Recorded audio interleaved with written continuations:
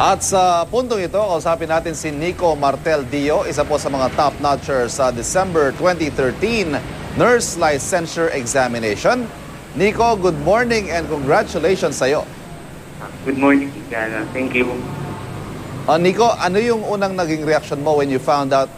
Alam ko, nag-review ka, nag-aral ka, but did you expect na isa ka sa mga magtatap sa exam? Hindi po talaga ako makapaniwala. Pero hindi ko naman po talaga in-expect na mapupunta ako sa top 1. Pero medyo na-expect din po ako sa top 1. Pero hindi po talaga top 1. Kaya nagulat po ako nung nakita ko po ito, nung lumabas mo rin po. Nico, saan mo balak magtrabaho ngayon? Anong plano mo? Anong immediate plans mo after this? Sa ngayon po, ang pinaplano ko po ay makapag-work po ako sa hospital. Kung papalaring, kapag hindi ko naman po, maaari po makapag-knockout mga clinic. At basta try ko po makapag-work ako using related na work. Yung pag-abroad ba, Nico, kasama sa mga plano mo?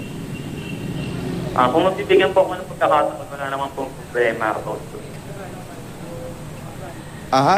Nico, siguro mensahe sa mga estudyante na gusto rin magtagumpay sa kanilang mga kurso at gusto rin board top-notcher tulad mo.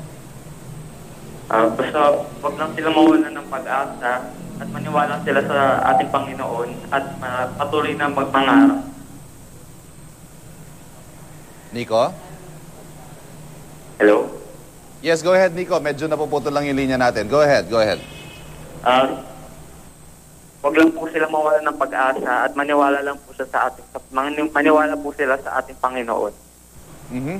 At sana, Nico, yung spirit of service sa ating mga nurses ay manatiling buhay sa batch ninyo at sa mga future batches pa ng mga kukuha pa ng nursing. Opo. Nico Martel Dio ng Pamantasan ng Lungsod ng Maynila, top-notcher sa December 2013 Nurse Licensure Examination. Congratulations, good luck, at maraming salamat sa iyo.